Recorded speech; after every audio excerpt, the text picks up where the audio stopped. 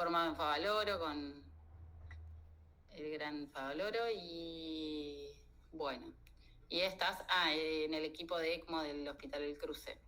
También, sí. Bien, así que si querés ya ir presentando. Bueno, como quieran. Bueno, buen día a todos. Lo que vamos a hacer es hablar un poco de todo lo que hacemos en cirugía cardíaca. Ahí vamos a empezar a presentar.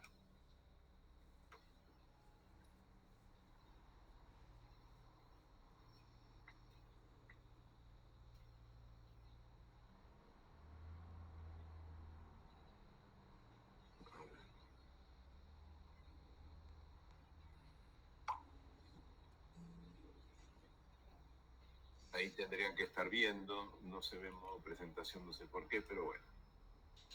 No, ¿pusiste compartir pantalla completa? A ver, pará. Porque si pones ventana no te lo deja abrir. Tenés que poner... Entonces eso. Entonces eso.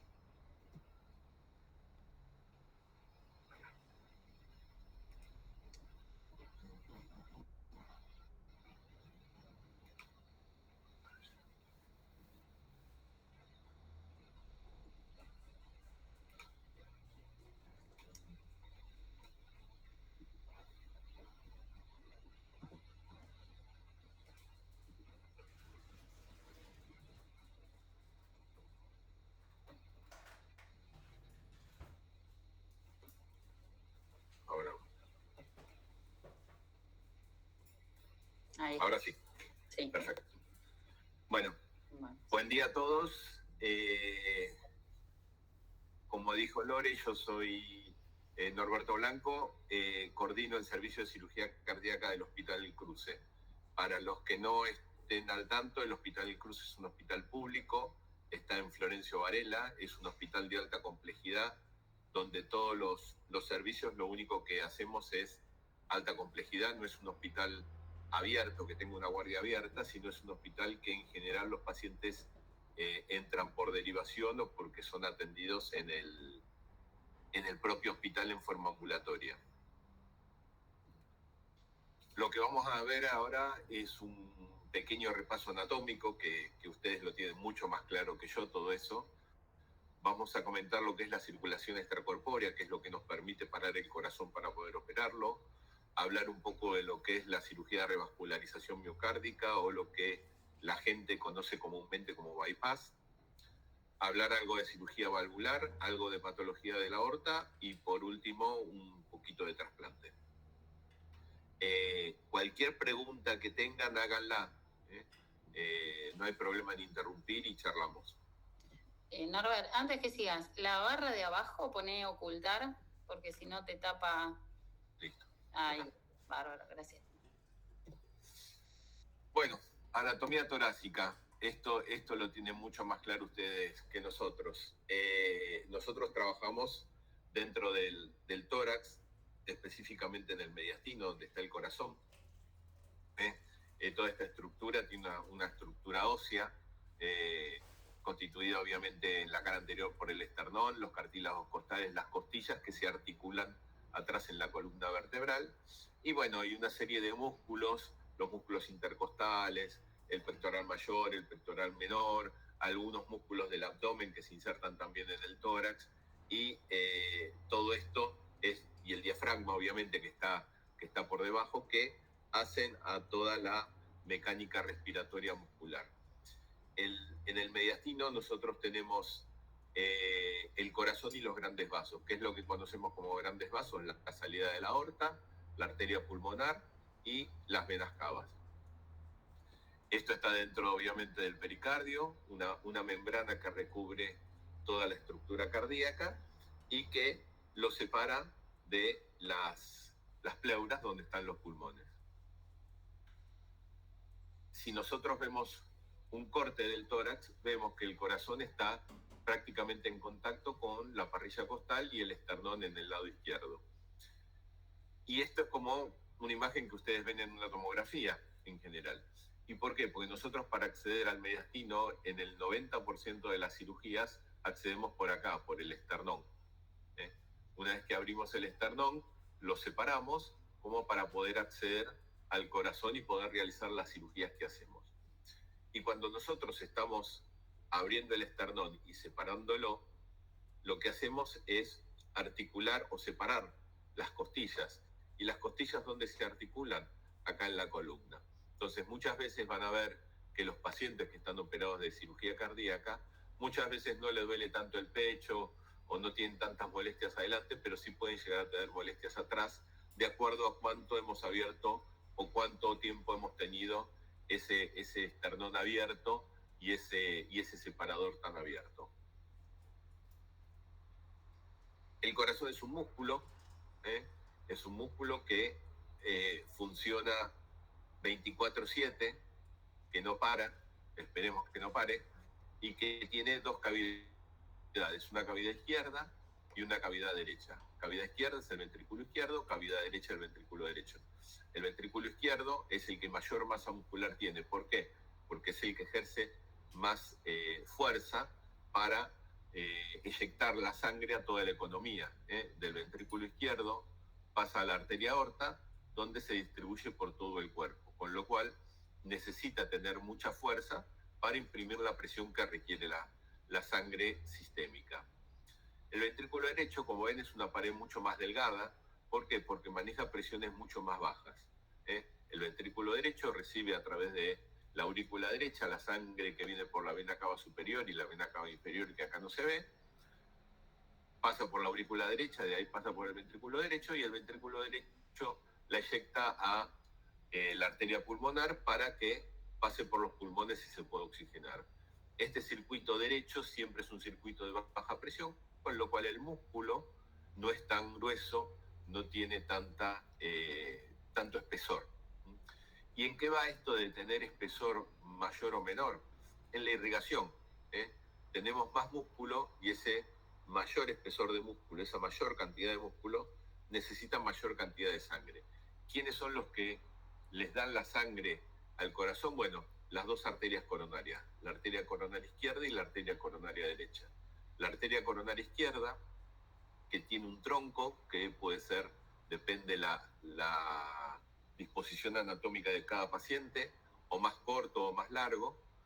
Ese tronco de coronaria izquierda se divide en una arteria que es la arteria ascendente anterior, que si nosotros acá pudiéramos ver el corazón, vamos a ver que la arteria esta va por donde está el septum interventricular. ¿Qué quiere decir eso? Es el que separa el ventrículo derecho del ventrículo izquierdo. Entonces, de este lado vamos a tener el ventrículo derecho y de aquel lado el ventrículo izquierdo. Y esta arteria descendente anterior va dando muchas ramas, en general diagonales y septales, que son las que fundamentalmente irrigan el ventrículo izquierdo. Y por otro lado, ese tronco de la coronaria izquierda o coronaria izquierda no solo se divide en esta arteria descendente anterior, sino que hay otra arteria que es la arteria circunfleja, que va entre el surco auricular izquierdo, o sea, entre donde está la aurícula izquierda y el ventrículo izquierdo, y va alargando ramas para todo el ventrículo izquierdo. Con lo cual, uno puede decir que la arteria coronaria izquierda es la que irriga fundamentalmente al ventrículo izquierdo. Y por otro lado, hay una arteria que es la arteria coronaria derecha, que sale también de la aorta y que va entre la aurícula derecha y el ventrículo derecho, y va dando algunas ramas para irrigar el ventrículo derecho, llegando hasta la cara inferior del corazón. Con lo cual, la arteria coronaria derecha es la que irriga todo el ventrículo derecho. Si uno disecara el corazón, va a ver que tiene 4 cámaras, 2 aurículas y 2 ventrículos. La aurícula derecha, como dijimos, recibe la sangre de las venas cavas, o sea, de todo el organismo. De ahí pasa a través de una válvula, que es la válvula tricúspide, pasa al ventrículo derecho, y del ventrículo derecho pasa a la arteria pulmonar a través de una válvula, de la válvula pulmonar. ¿Qué función tienen las válvulas? Dejar pasar la sangre en un sentido y que no vuelva a la cavidad anterior. Entonces, de la aurícula derecha pasa al ventrículo derecho a través de la válvula tricúspide, y del ventrículo derecho pasa a la arteria pulmonar a través de la válvula pulmonar.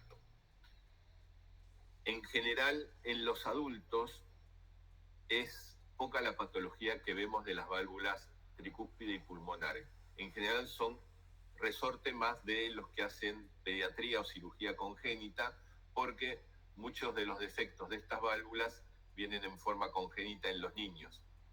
En los adultos es raro tener que operar a algún paciente por un defecto de este tipo de válvulas. Por otro lado, en el lado izquierdo, tenemos la aurícula izquierda, que acá no se ve, que está en la cara posterior del corazón, que es la que recibe la sangre de los pulmones. La sangre que pasó y se oxigenó a través de los pulmones llega oxigenada a la aurícula izquierda.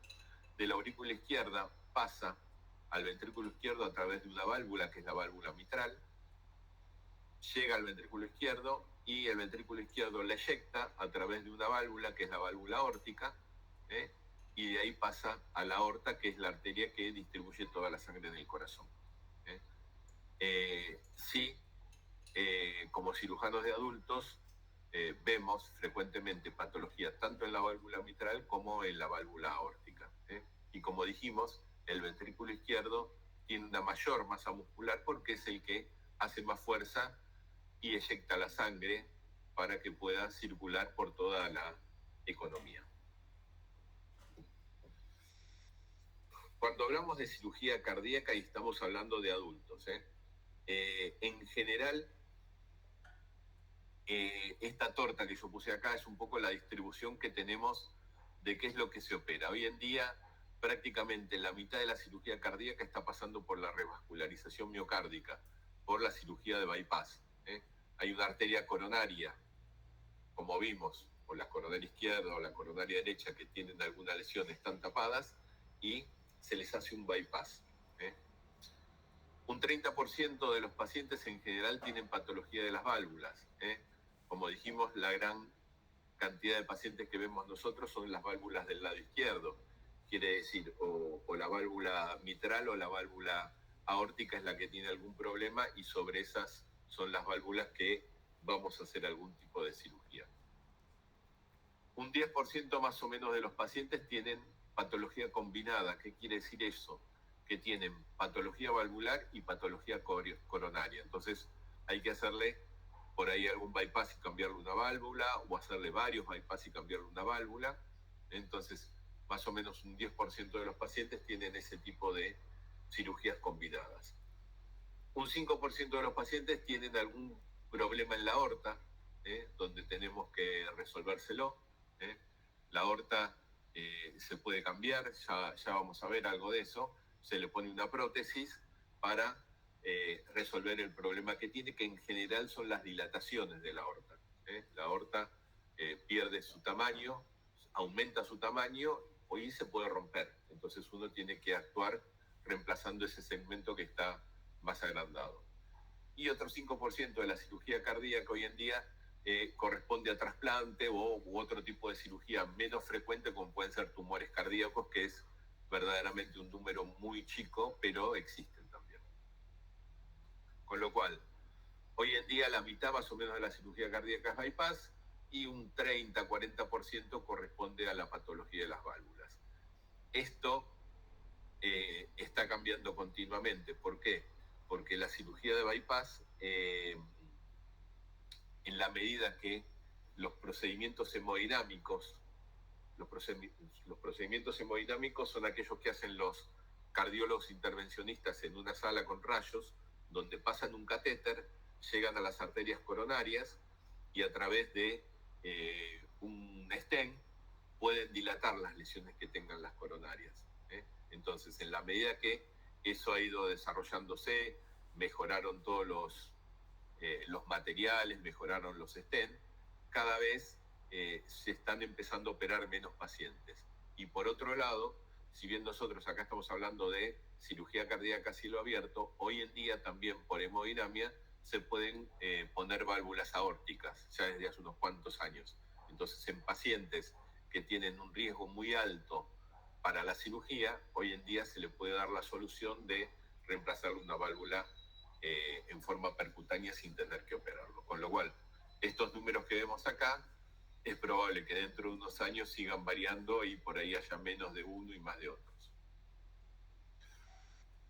Como les dije, para operar el corazón tenemos que pararlo. ¿Hay técnicas para hacer cirugía sin parar el corazón? Sí, para hacer bypass, pero no para hacer las válvulas. Cuando operamos válvulas, sí o sí lo tenemos que parar el corazón. Y para eso utilizamos una máquina similar a esta que vemos acá, que es la máquina de circulación extracorpórea, que hace las veces de pulmón y de corazón cuando el corazón está parado. Esto funciona sacando la sangre del corazón. Toda la sangre del corazón sale del mismo, llega a este dispositivo que es un oxigenador. El oxigenador tiene la capacidad de oxigenar la sangre. Acá adentro hay todo un ovillo de una membrana que permite hacer el intercambio gaseoso.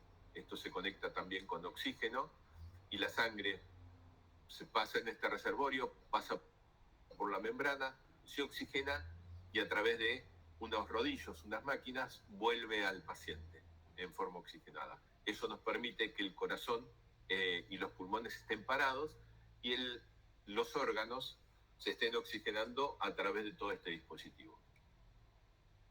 Obviamente todo este dispositivo es todo un dispositivo estéril, donde toda la sangre se va derivando por unas tubuladuras de PVC, se conectan unas cánulas que sacan la sangre del paciente y que la llevan a a esta máquina de circulación extracorpórea.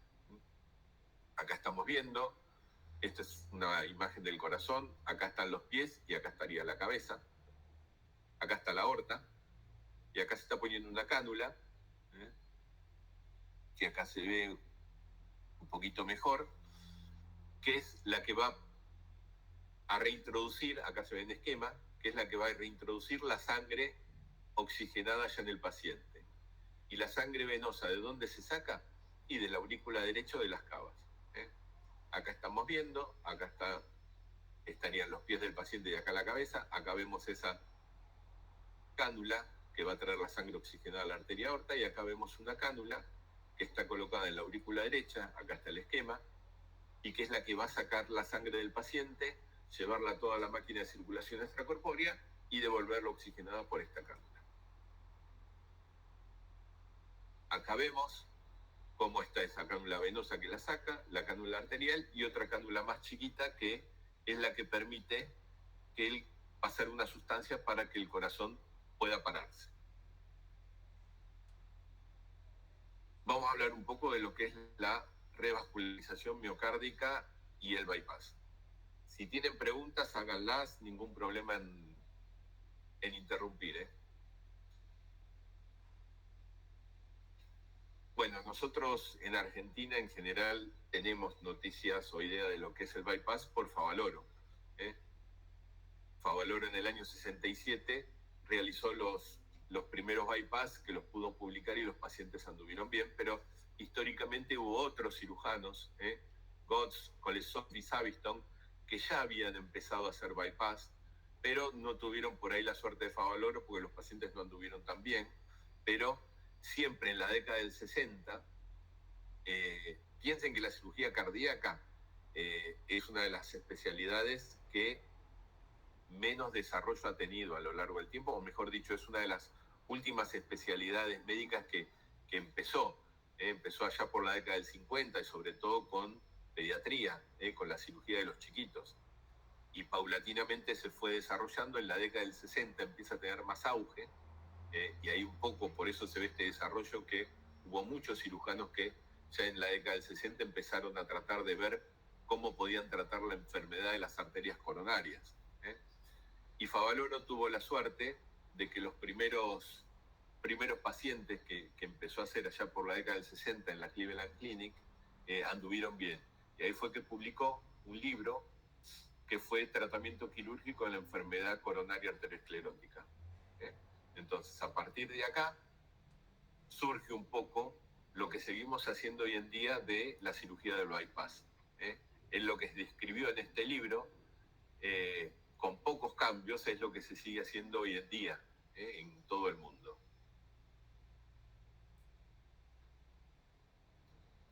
En cuanto a la técnica, ¿qué es lo que hacemos? Una esternotomía mediana, que es lo que nos va a permitir acceder al corazón. Obtener los injertos. ¿Qué son los injertos? Los conductos que vamos a poner para hacer el bypass. En definitiva, cuando uno habla de bypass, ¿qué quiere decir bypass? Sortear la obstrucción. Esto es como si en una casa abrimos la canilla de la cocina y no sale más agua.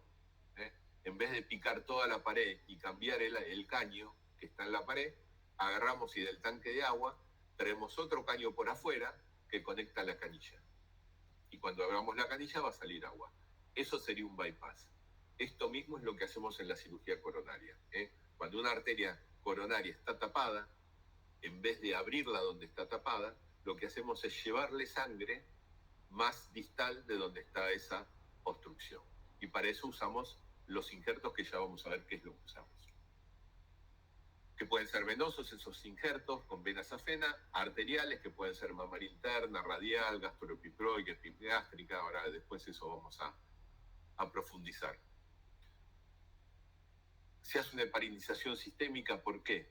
Porque todo ese circuito, cuando hablamos de la circulación extracorpórea, toda esa sangre que sale del cuerpo y que pasa por esos tubos de PVC, por ese oxigenador, todo ese material descartable, si nosotros no hacemos que la sangre del paciente esté líquida, esté incoagulable a través de la heparina, cuando la sangre pierde contacto con los endotelios de los vasos, lo que hace es formar trombos.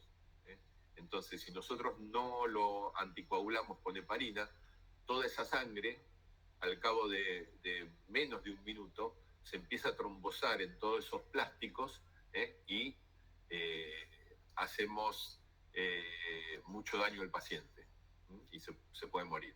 Entonces, uno tiene que heparinizar toda la sangre para que quede líquida, para que no forme trombos en contacto con todas esas superficies plásticas del material descartable que hablamos. Se prepara para la circulación extracorpórea, se entra en circulación extracorpórea, se clampea el corazón y se lo protege, se hacen los bypass, se sale de circulación extracorpórea, se hace hemostasia y se cierra. Y ahora vamos a ir detallando todo esto. La esternotomía mediana. Como dijimos y como ustedes saben, el esternón es un hueso que lo tenemos en el medio del pecho. Lo que hacemos es abrirlo desde el mango, desde arriba, hasta el apéndice sifoides. Y en general, obviamente, los pacientes van a quedar con una cicatriz en el medio del pecho. Acá estamos haciendo la esternotomía, abrimos la piel. Acuérdense, tenemos la piel, lo que hace es desconectar el respirador del paciente. ¿Para qué? Para que los pulmones bajen. Con esa maniobra lo que conseguimos es que los pulmones bajen. ¿Por qué? Porque muchas veces las pleuras pueden llegar hasta acá a la línea media y si el pulmón está lleno de aire, cuando pasamos la sierra podemos abrir la pleura. Entonces, de esa forma lo que conseguimos es tratar de que los pulmones bajen, que para no dañar las pleuras cuando pasamos la sierra. Acá ya pasamos la sierra, lo que estamos haciendo es hemostasia, el hueso ya está abierto, el esternón, hay una gasa que está puesta adentro. ¿Y qué es lo que hacemos de hemostasia? Obviamente, como todo hueso, el esternón tiene una esponjosa que sangra bastante, entonces si nos permite, así con un electrocauterio como estamos viendo, se va quemando, o si no, lo que le colocamos es cera. Es una cera obviamente parada, que es una cera de hueso, que se pone en la esponjosa para que no pierda sangre. Se hace mucha hemostasia, como ven ahí con el electrobisturí, se va cauterizando todos los vasitos para tratar de que quede lo más seco posible y el paciente no pierda sangre, porque son cirugías que por ahí llevan 3, 4, 5 horas, entonces cualquier vasito que tengamos en todo lo que se llama la pared del paciente va a perder sangre. Entonces lo que tratamos de hacer es buena hemostasia para que esté lo más seco posible y no pierda sangre.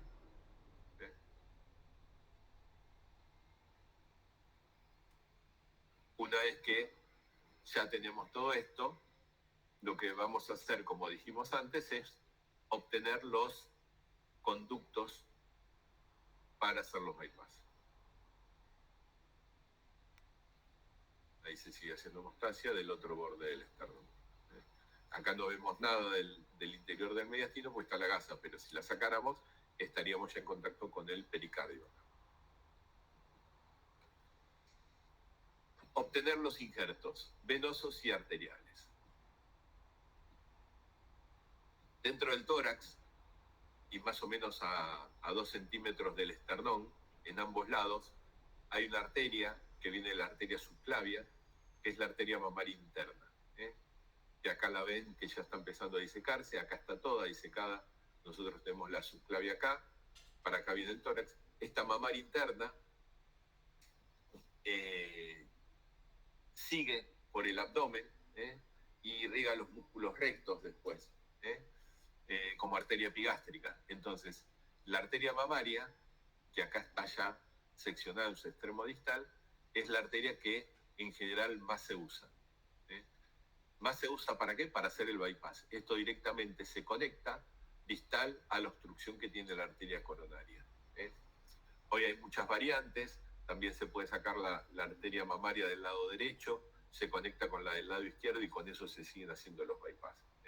Pero bueno, pero es una de las arterias, de los conductos que más se utiliza hoy en día, la arteria mamaria interna.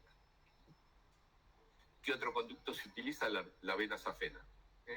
La vena safena es una de las venas que sirven para la evacuación de la sangre del miembro inferior. Piensen que tiene un circuito externo que se da por la vena safena y obviamente el circuito interno es el que va junto a las arterias del miembro inferior para llegar a la femoral. El circuito interno es de mucho más caudal que el de la safena. El de la safena tiene válvulas, la vena safena, que hace que la vena suba, pero no vuelva a bajar. Cuando esas válvulas están comprometidas, están dilatadas y no cumplen la función, lo que aparecen son las varices. Cuando ven esas venas en los miembros inferiores que están ingurgitadas, que se ven nítidamente, son las varices. No estamos hablando de las aranitas, que son pequeñas dilataciones de vasos capilares, en definitiva. Acá estamos hablando de los cordones venosos que se suelen ver sobre todo debajo de la rodilla en muchos pacientes. Y eso se produce por insuficiencia venosa de esta vena safena y de sus afluentes. Esta vena la podemos sacar sin ningún problema porque, como dijimos, después hay un sistema interno también que permite que la sangre drene del miembro inferior, entonces la podemos sacar para utilizarla con bypass. En la cirugía se hacen cortes escalonados o otro tipo de corte y se tiene todo el conducto para utilizarlo para hacer los bypass. ¿Qué diferencia tiene con la arteria mamaria? Que obviamente esto es una vena. Nosotros la vamos a poner en un circuito arterial, porque en definitiva va a llevar sangre con mucha presión a las coronarias. Y con el transcurso del tiempo, las paredes de la vena se pueden alterar y se puede enfermar y se puede tapar. Está demostrado que a lo largo de 10 años prácticamente entre 30 y 40% de los bypass que se hacen con vena se tapan. Pero bueno, es un conducto que hoy se sigue utilizando. A veces otra arteria que se utiliza es la arteria radial. Si se acuerdan de la irrigación del brazo, la arteria humeral se divide más o menos a nivel de la flexura del codo en la radial y la cubital, que son las que llevan la irrigación para el extremo de la mano y se unen por una arcada en la palma de la mano. ¿Nosotros podemos sacar la arteria radial? Sí. ¿La arteria radial sirve para hacer bypass? Sí. ¿Qué precaución tenemos que tener con la arteria radial? Que nosotros tenemos que tratar de ver si es este círculo de irrigación palmar puede ser suplantado por la arteria cubital. Entonces, para eso se hace una maniobra que es la maniobra de Allen.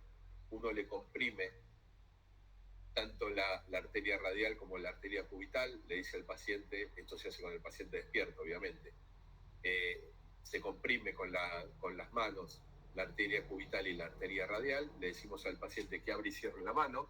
Uno va a ver que la mano se vuelve blanca y le suelta la compresión que tiene sobre la arteria cubital. ¿Para qué?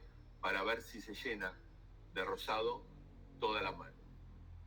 Hace lo mismo de un lado y del otro.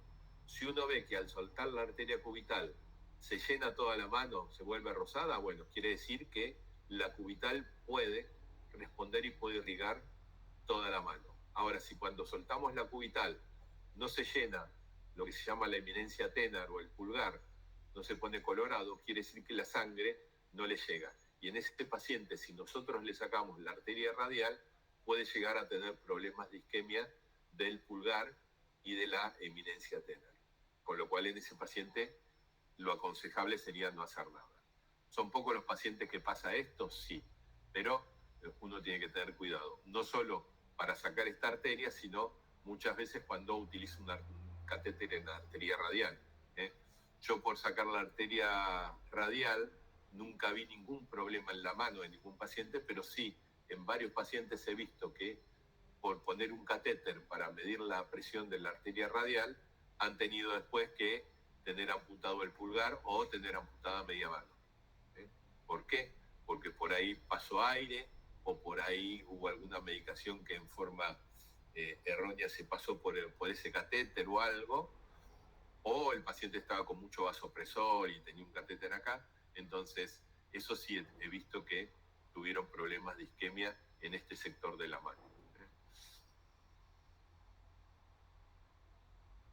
Una vez que ya tenemos los conductos, se hace la heparina, como dijimos, para que no se coagule nada.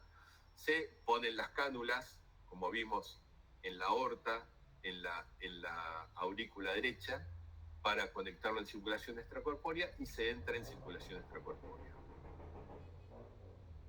Se clampea la arteria aorta, ¿para qué? Para pararlo al corazón, y se le pasa una solución al corazón para protegerlo. Piensen que si nosotros no le pasamos ninguna solución, lo que estaríamos haciendo es estaríamos haciendo como un gran infarto, un infarto masivo. ¿Por qué? Porque le cortamos la circulación de la sangre oxigenada. Entonces lo que se le pasa es una solución, cardioplegia se llama, fría, que tiene ciertos componentes que hacen que las células no sufran ese periodo de tiempo que van a estar sin oxigenación. Entonces eso permite que cuando se vuelva a la circulación, las células no tengan daño. Si no ponemos esa protección, esa sustancia de protección, sí las células van a tener mucho daño. Se hacen los bypass y después se ve la cirugía.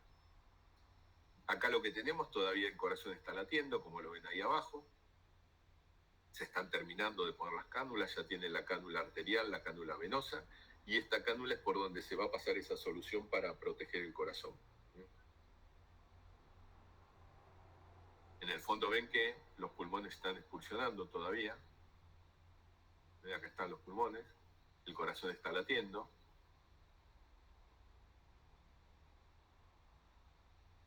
Y paulatinamente se va entrando en circulación extracorpórea. ¿Qué quiere decir eso? Que se va sacando la sangre del corazón, se va moviendo en toda esa máquina. Ya el paciente está en circulación extracorpórea porque acá el corazón ya está chiquito, quiere decir que está con poca sangre. Ahí se aspiran las pleuras para ver si hay sangre. Ya los pulmones ya ven que no excursionan, ya están parados. Y acá se va a poner un clamp en la aorta. Ahí ven que se está acomodando, acá se ve el clamp en esta porción de abajo. Acá estamos teniendo la aorta, la traccionamos para abajo y ahí se puso el clamp. El corazón sigue latiendo todavía. Ahí se le pone una boca en la raíz del corazón y se empieza a pasar esa solución que les dije que lo para y que lo protege al corazón. Esa solución en general está fría porque el frío hace disminuir todo el metabolismo celular, con lo cual eso también protege al corazón. Ahí se está pasando la solución para ya pararlo. Ven que el corazón cada vez late más lento. El corazón acá está sin sangre, ves que está bien vacío, bien chiquito, y ya ahí prácticamente ya está parado. Todas estas maniobras, ahí también se está pasando solución para protegerlo. Y esto antes lo hacíamos, ahora ya no lo hacemos más, era ponerle hielo.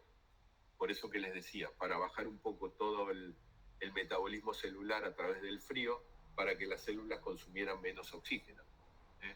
Hoy en día ya no lo hacemos más, porque uno de los problemas que traía el hielo, nosotros acá por el costado tenemos los nervios frénicos, y muchas veces el frío intenso y el hielo puede hacer que el frénico se paralice y después en el postquirúrgico tengan dificultades respiratorias estos pacientes hasta que se recuperen, ¿no? Es algo temporario, pero puede hacer el frío que los frénicos se vean comprometidos y después se vea comprometida la dinámica de los músculos. Ahí ya está, todo parado, todo bien. Esta es una de las fases críticas de todo esto. ¿Por qué? Pues si el corazón se paró bien, quiere decir que después va a arrancar bien. Ahora, si no se para, si tiene problemas en la protección, eso puede generar después daño y le puede costar al paciente salir de bomba. Y acá lo que vemos ya es la vena safena, que es la que vamos a usar para los bypass, y ahí se está preparando ya para después empezar el bypass.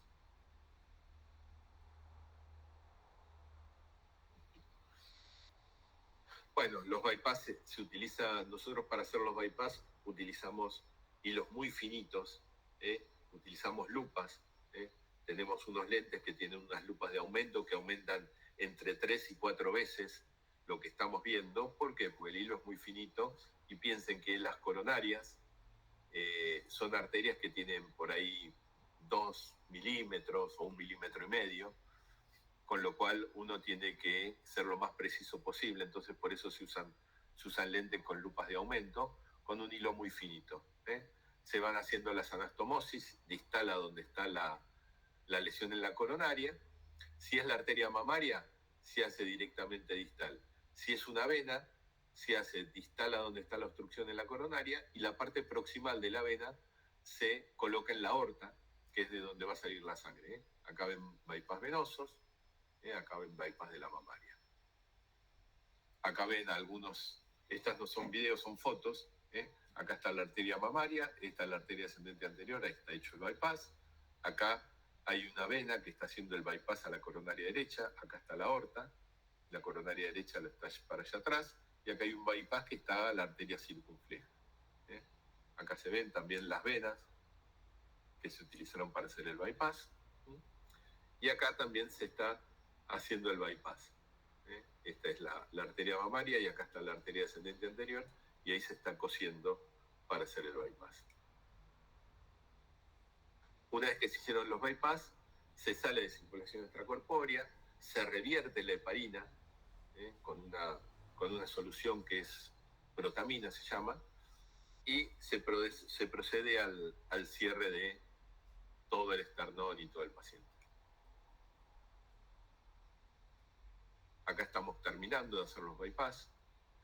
Acá hay un bypass a 2 arterias circunflejas. Esta es la aorta. Este es el clamp que cierra la aorta. Ahí se abre, y ven que el corazón que estaba parado empieza a reptar, empieza a recibir sangre. Todavía no está latiendo. Lo que estamos haciendo ahí es sacarle el aire que pueden tener los bypass. Ahí se pincha para sacarle el aire. Esto es como las mangueras de jardín. Si tienen aire, el agua va a tardar en pasar y no va a salir. Entonces lo que uno tiene que tratar de hacer es sacarle el aire para que circule bien la sangre y no se tape. Ahí se están viendo los bypass. Todavía los pulmones ven que están caídos. Está en circulación extracorpórea, y paulatinamente ven que el corazón se empieza a mover. Despacito empieza a latir. Lo que hacemos es ir revisando que no haya ninguna pérdida de sangre en ninguno de los bypass.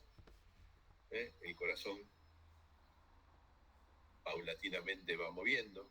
Esto es automático. Cuando uno le devuelve la sangre y empieza a pasar sangre, obviamente las células se empiezan a reactivar nuevamente.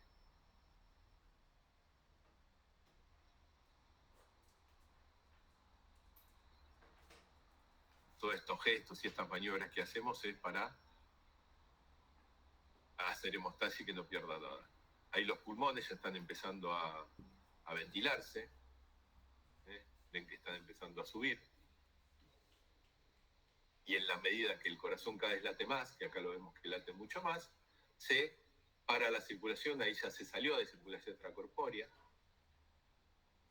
y se empieza a volver todo para atrás lo que hicimos. Se empiezan a sacar las cánulas.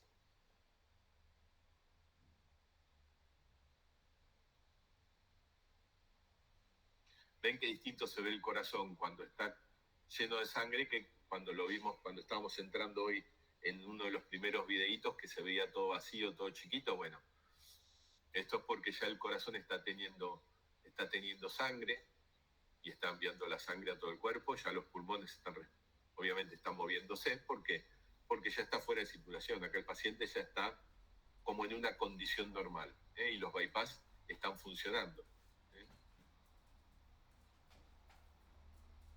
Ahí se saca la otra cánula que estaba colocada en la aorta.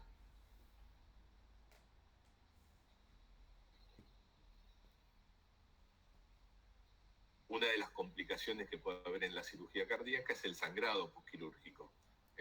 Piensen que hay muchas suturas, muchos puntos, muchas cosas que hacemos en las arterias, en todas las estructuras del corazón, y eso puede llegar a tener alguna pérdida de sangre.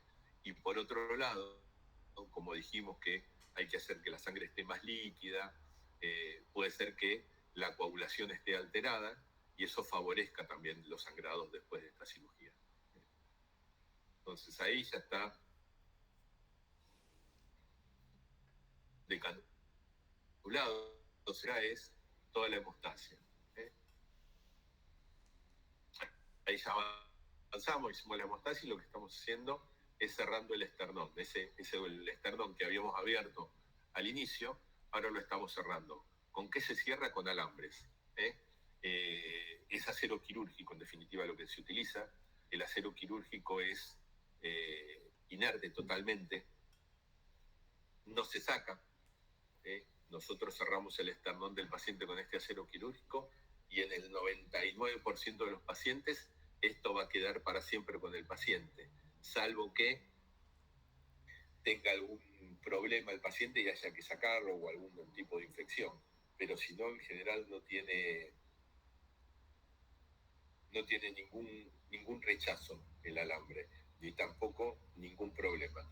¿Y por qué se pone el alambre? Porque, bueno, como ustedes saben, cualquier fractura que tenga que recomponer un hueso tarda entre 45 y 90 días en general.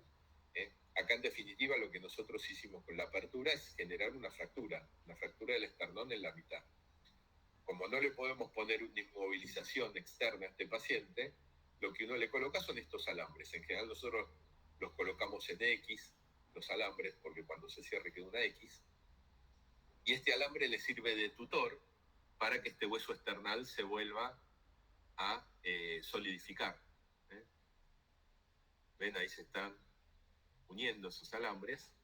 Entonces lo que hacemos es que el esternón quede aproximado a los dos bordes. ¿Para qué? Para que se termine consolidando eso entre 45 y 90 días.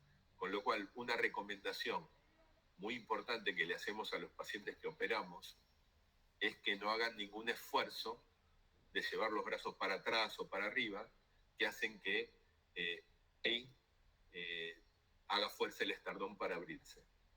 Es muy importante que por lo menos por el primer mes los pacientes no hagan ningún esfuerzo con los brazos, ni apoyarse para ponerse en la cama, ni llevar los brazos para atrás, ni llevarlos para arriba, que serían todas maniobras que harían fuerza como para que el esternón se abra, para tratar de mantenerlo lo más sólido. Sí puede pasar que por ahí pacientes que sobre todo sean muy grandotes y que por ahí tengan mucha tos o no cumplan un poco estas recomendaciones, el hueso se puede llegar a romper.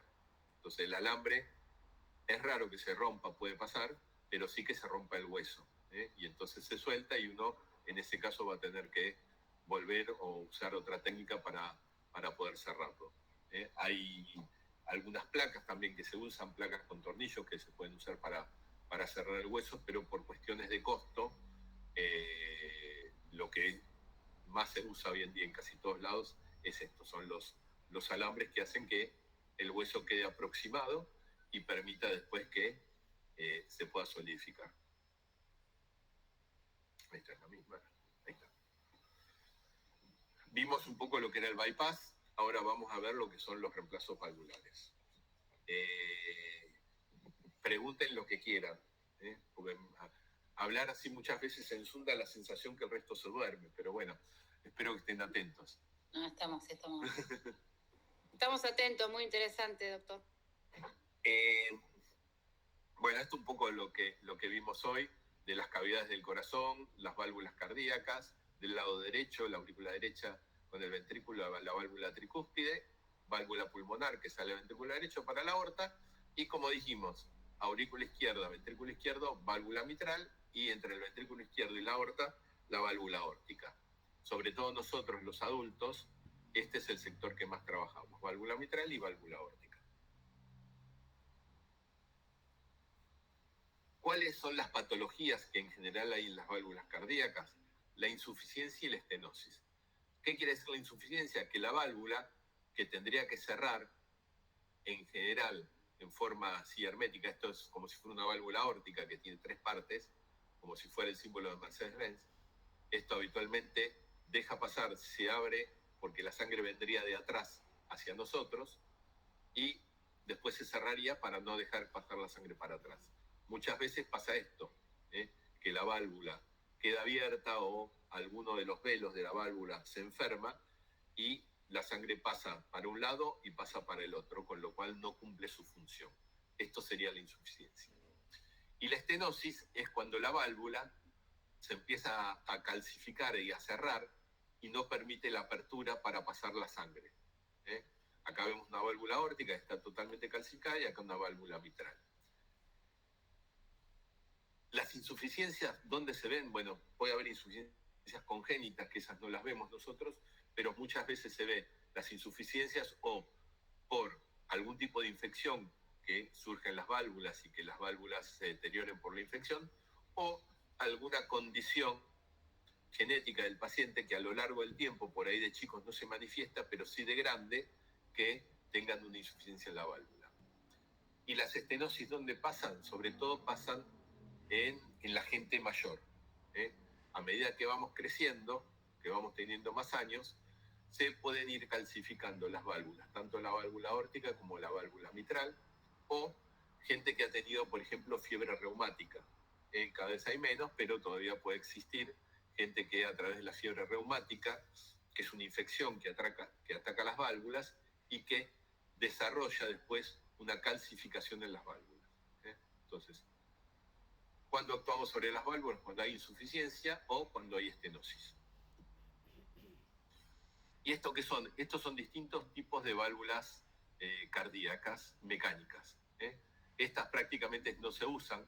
Ven que todas tienen una pollera de poliéster, que esto es lo que nos permite pasar los puntos para que quede adherida al tejido del paciente. Y todas estas, ya les digo, prácticamente no se usan. Tienen un disco solo. Se llaman monodisco, que como ven tienen distintas aperturas, pues son distintos modelos, entonces la sangre pasa de un lado y no pasa para el otro. Hoy en día las que se usan son este tipo de válvulas, que son bidisco. Prácticamente tienen una apertura total, no generan ninguna reacción y todas también tienen esta pollerita de poliéster que nos permite adosarla al tejido del paciente. Las válvulas, esto es un metal que es carbón pirolítico, que no es ferrometálico, o sea, muchas veces la gente pregunta Si se puede hacer una resonancia con estos materiales, sí, porque es un material que no es magnético, entonces no tiene problema. Por otro lado están las válvulas biológicas. Antes que nada, anterior. ¿Qué pasa con estas válvulas? Estas válvulas, al ser mecánicas y tener esta porción mecánica, obviamente, en contacto con la sangre, nosotros lo que vamos a tener que hacer con estos pacientes es darle una pastilla que es un anticoagulante. ¿Para qué? Para que la sangre no se trombose. ¿Por qué? Pues si no, la sangre en contacto con estas estructuras metálicas puede trombosarse. Entonces los pacientes se les da una pastilla, un anticoagulante, para que no se trombose la sangre.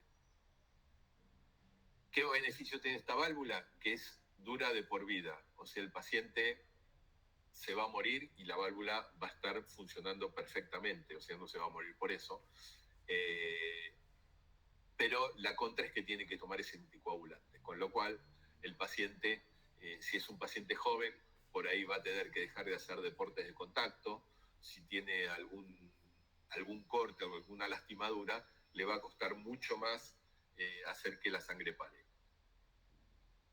Por otro lado están las válvulas biológicas. Las válvulas biológicas hay que están hechas con pericardio bovino, hay válvulas que directamente son porcinas y hay válvulas que son humanas. Esto es un homoinjerto humano. Cualquier tipo de estas válvulas tienen procesos y tratamientos con los cuales no generan ningún rechazo para el paciente. No hay ningún tipo de rechazo ni de problema de compatibilidad. Se puede poner a los pacientes sin ningún problema. Todas vienen en general con estas polleritas, salvo los homoinjertos, que el homoinjerto es tejido biológico sacado de algún corazón humano, procesado y criopreservado para cuando se necesite usar con algún paciente. Los homoinjertos, hoy en general lo que la gente que hace congénitas o cirugía en niños son los que más lo usan. ¿Qué ventajas y qué desventajas tienen este tipo de válvula? Este tipo de válvula no tienen que estar anticoagulados los pacientes, con lo cual es una ventaja, pero con el correr de los años se pueden degenerar, o sea, pueden tener calcificación y pueden dejar de cumplir su función. Por eso, las válvulas, como vimos, mecánicas, en general, uno las aconseja en personas jóvenes, por ahí menores de 65 años, y estas válvulas biológicas uno lo aconseja en personas mayores de 70 años que no tienen que quedar anticoagulados. Y el gap es entre 65 y 70, hay que ver qué condiciones tiene el paciente o qué es lo que prefiere el paciente. Hoy en día, este tipo de válvulas biológicas ha mejorado mucho. Hay algún tipo de válvulas que son mucho más costosas, pero que está demostrado que sirven más de 10 años, con lo cual hay gente joven que está prefiriendo también ponerse este tipo de válvulas para no estar anticoagulados. Acá vamos a ver un videito. Acá ya el corazón está parado. Acá tenemos los pies del paciente y acá tenemos la cabeza. Lo que se está haciendo acá es disecar la arteria aorta, que acá está. Una vez que tenemos la aorta disecada, se corta. Y lo que van a ver ahí en el fondo, se está aspirando, ahí en el fondo está la válvula aórtica. Acá se ve la válvula aórtica, que la ven toda calcificada.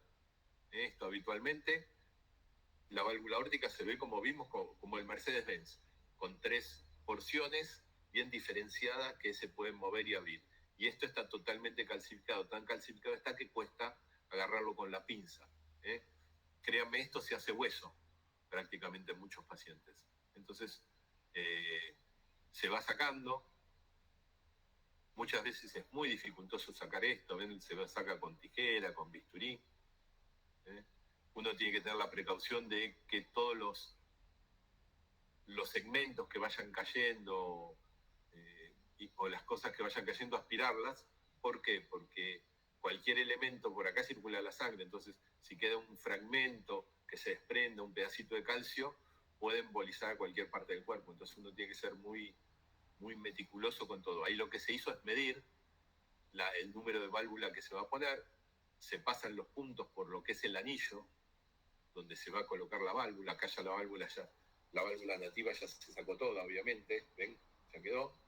Y esos puntos se ponen en el anillo donde estaba la válvula, que es donde se va a fijar la prótesis nueva. Este es un hilo de poliéster que tiene esos pedacitos blancos, eso es teflón, que sirve para fijar bien en el tejido. Se lava bien con suero para que no quede ningún segmento de calcio ni nada.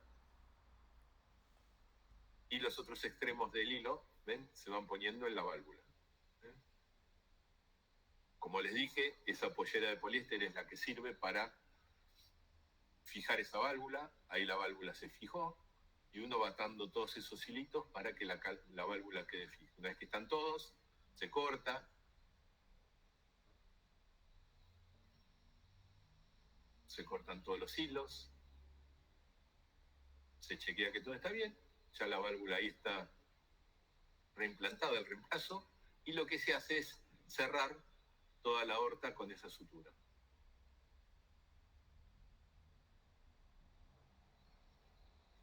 Acá ya está la mitad cerrada y se está cerrando la otra mitad. Y ahí está todo cerrado. Y el corazón ya está latiendo en este caso.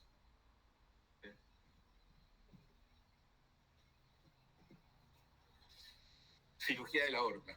Ya vimos un poco cómo se hacían los bypass, un poco lo que era la cirugía valvular. Y el otro gran capítulo nuestro es la cirugía de la aorta. La aorta, piensen que es la arteria más importante del corazón. Sale desde el corazón y recorre toda la economía hasta que se divide en las arterias ilíacas, en la zona pélvica, y da todas las ramas de circulación para el organismo. Y las primeras ramas que da son las coronarias, que son las que irrigan el corazón. Es una gran arteria, el tamaño es variable de acuerdo a la estructura del paciente, pero entre 3 y 4 centímetros puede tener de diámetro esta arteria.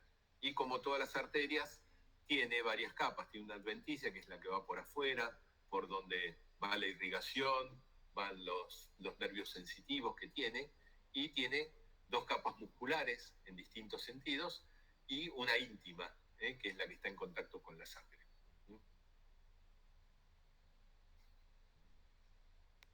¿Qué patologías puede haber en la aorta? Básicamente los aneurismas, que son las dilataciones de la aorta.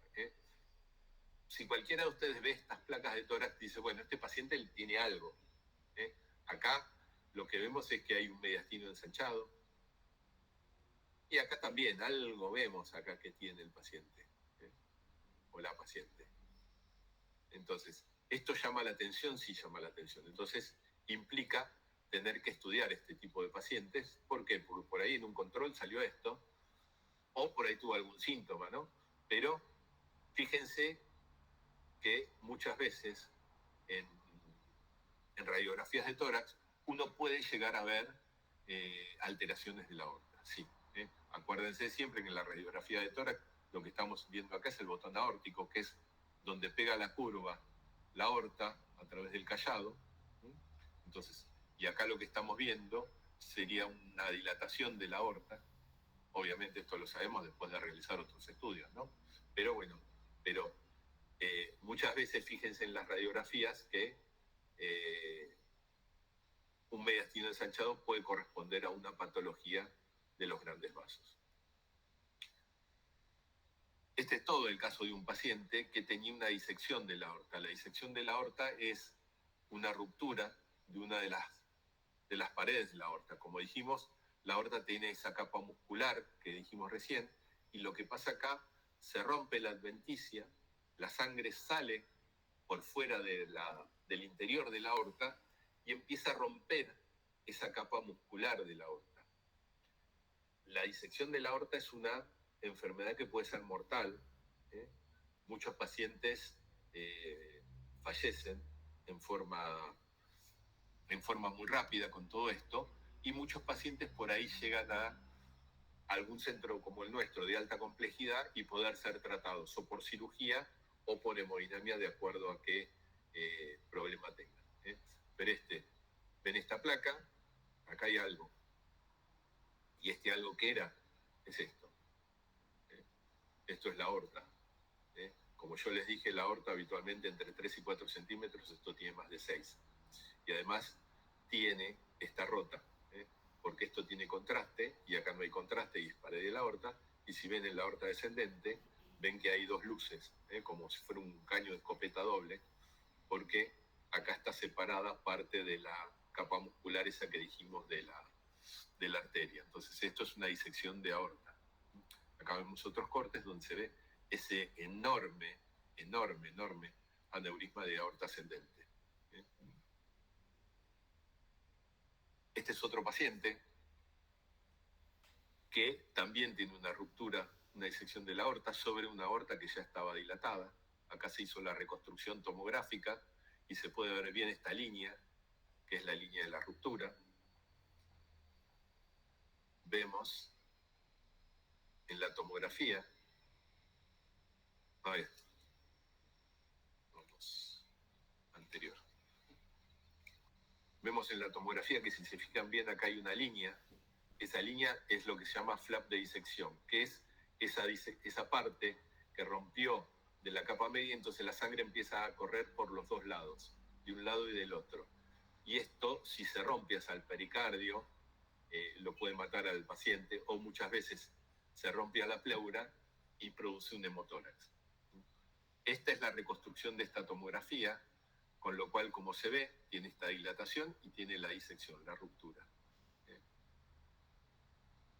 Esta es una foto de la cirugía y acá vemos en la cirugía, acá estaría la cabeza del paciente, se ve toda esta gran dilatación de la aorta. Entonces acá lo que se hizo es reemplazar todo este segmento de aorta con la válvula aórtica porque tenía insuficiencia. Entonces de ahí donde estamos midiendo es de donde se puso la prótesis y se reemplazó la válvula aórtica.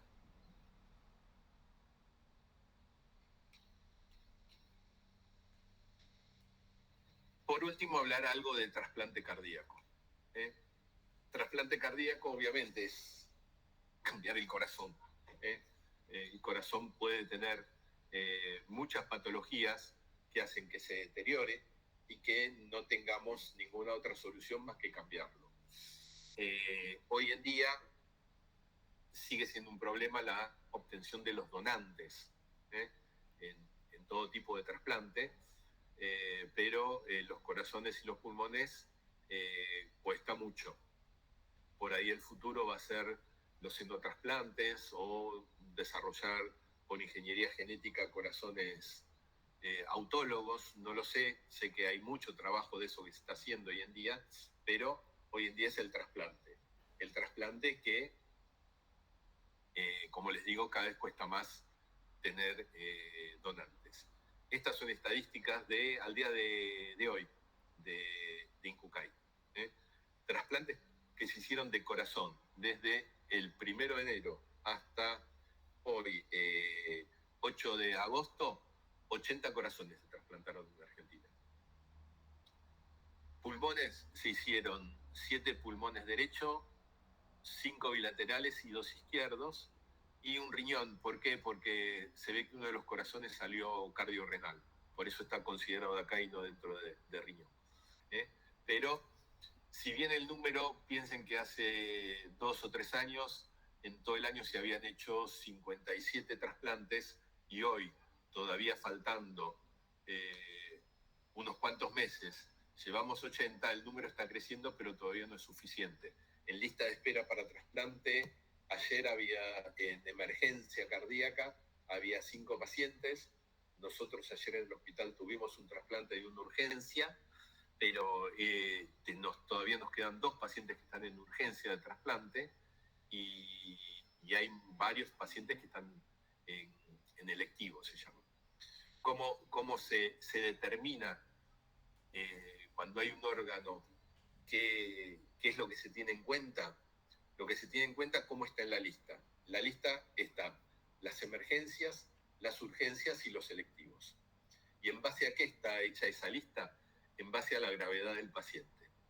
Y la gravedad muchas veces está determinada por el requerimiento de drogas que requiera ese paciente para que su corazón funcione, o el requerimiento de algún dispositivo para que ese corazón funcione. Entonces, si necesita drogas para que ese corazón funcione, ese paciente está en urgencia. Ahora, si el paciente le tenemos que poner un dispositivo de asistencia, y el dispositivo de asistencia es el más común, que por ahí muchas veces lo pueden haber visto, es el balón de contrapulsación, que es un catéter, un balón, en definitiva, como si fueran los globos alargados que usan en los cumpleaños los payasos para hacer muñecos. En un tipo así, que es un balón que se coloca en la aorta descendente y que se infla y se desinfla en base a la contracción del corazón. Y eso mejora prácticamente en un 10% la irrigación del corazón.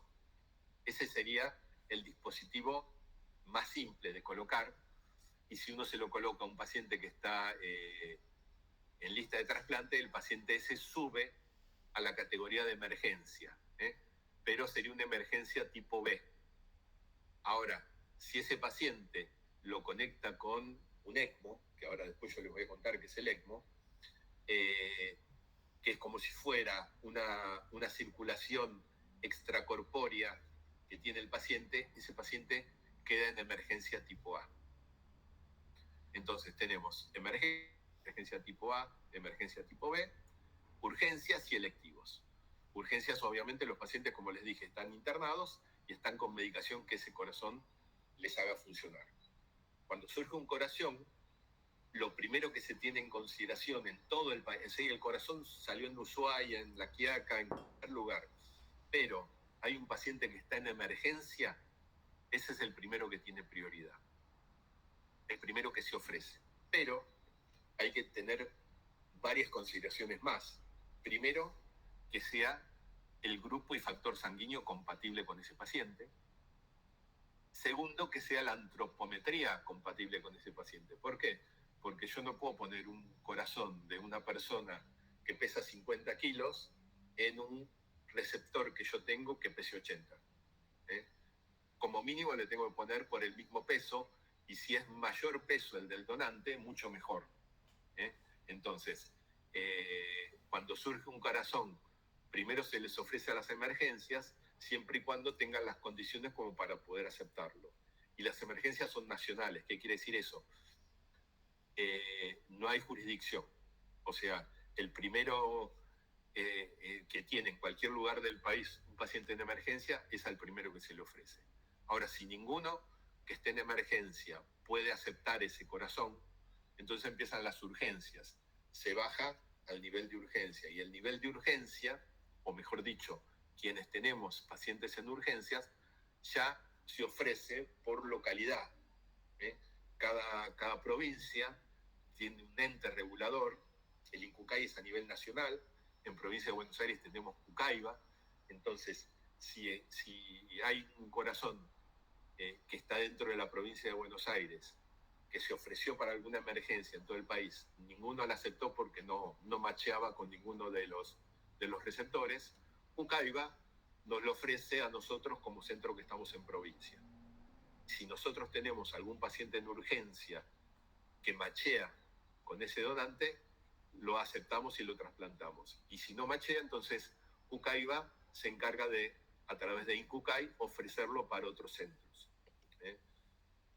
En general, siempre entre emergencias y urgencias se consigue alguien que quiera ese corazón, así que es muy raro hoy que se lo llame un paciente de corazón, estamos hablando, que se lo llame un paciente para que venga de la casa con el bolsito a trasplantarse el corazón. En general, lo que se trasplanta son pacientes en emergencia y en urgencia. Ayer hicimos un operativo, nosotros, un trasplante de una mujer de 40 años que estaba en lista en urgencia en nuestro hospital desde el mes de abril. Y desde el mes de abril no habíamos podido conseguir un donante para esta mujer, porque también daba la característica que era B positiva y tenía ciertas condiciones de rechazo, tenía un cross-match, o sea, tenía una inmunología que era factible, que pudiera rechazar, que era particular, con lo cual tampoco se adecuaba a ninguno. Pero bueno, ayer tuvo suerte y un donante justo en la provincia y cerca que pudo machear con ellas y que se pudo trasplantarlo más bien. Pero piensen que es todavía un tema todo lo que tiene que ver con la obtención de donantes.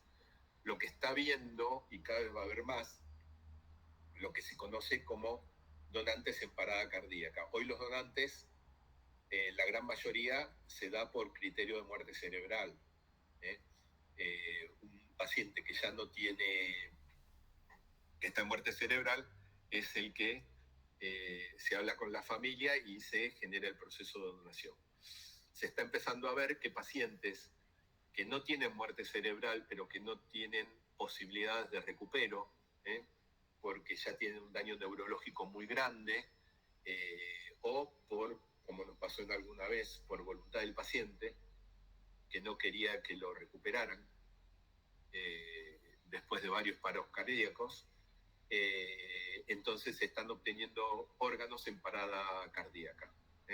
El paciente se lo lleva a quirófano, en quirófano se desconecta el respirador, cuando el paciente entra en parada cardíaca se hace la ablación.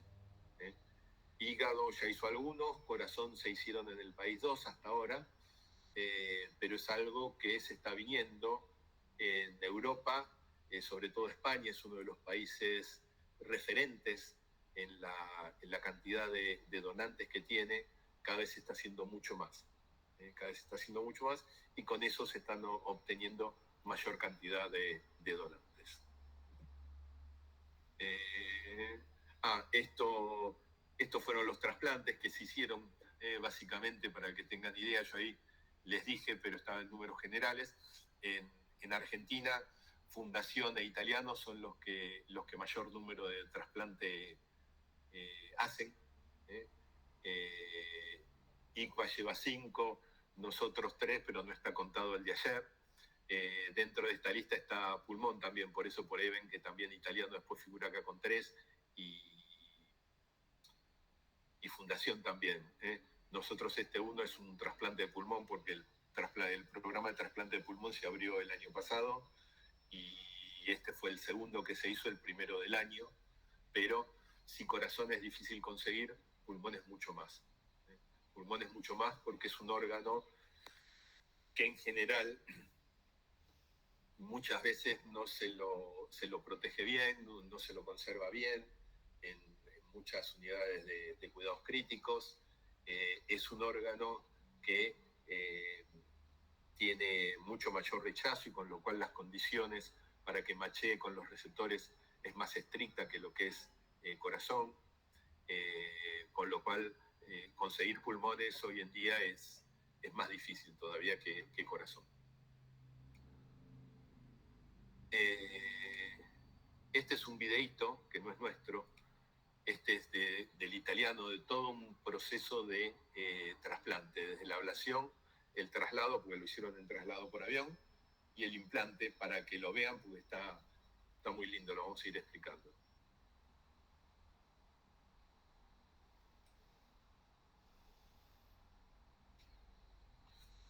Bueno, ahí describen, ellos hicieron, esto lo habían presentado porque tenían 200 trasplantes ya, ahí están las características del receptor y del donante.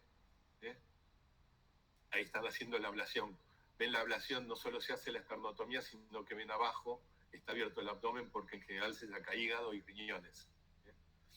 Acá se abre el pericardio.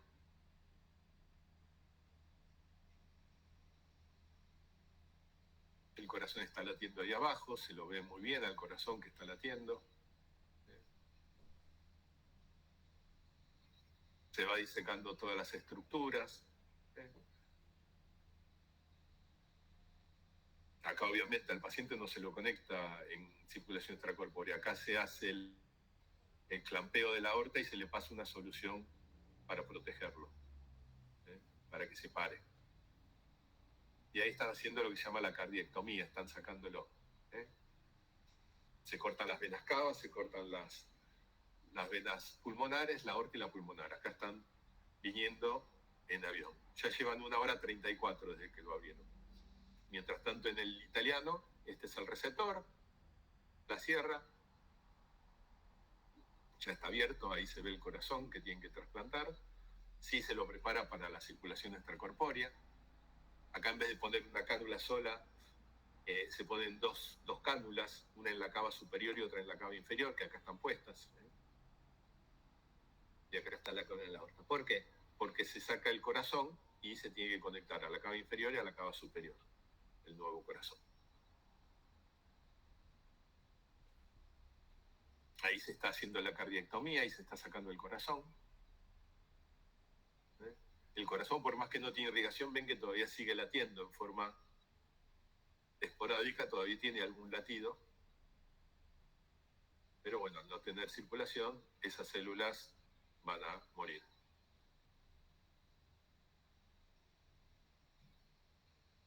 Están terminando de hacer todo lo que se llama cardiectomía. Ven, el corazón todavía va a latir ahí, cuando lo tiene se contraen alguna vez. ¿Ven? Pero ya es un latido agónico, eso se va a morir ya.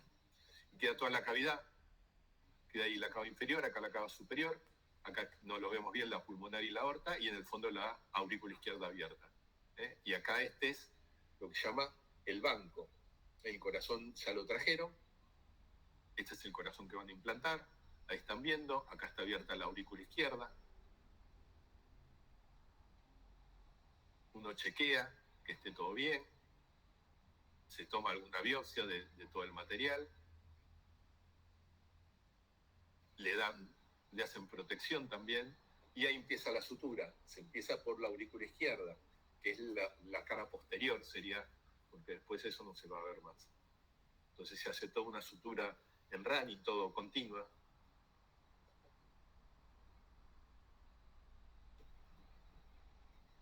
Se va cosiendo. Una vez que se terminó ya la aurícula izquierda, se hace la arteria pulmonar. Ahí ven la arteria pulmonar del donante con el receptor.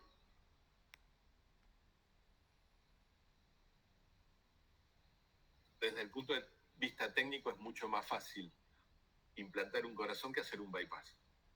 Porque acá son todas suturas grandes, todas estructuras muy grandes. Ahí ya se terminó la pulmonar y se está haciendo la arteria aorta.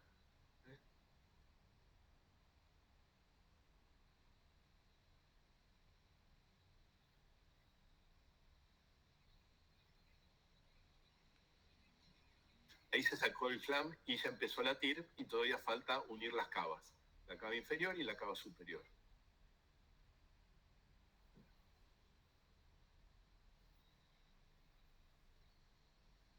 El corazón ya recibe sangre, ya está latiendo, y ya estuvieron las dos cavas unidas y ya está implantado.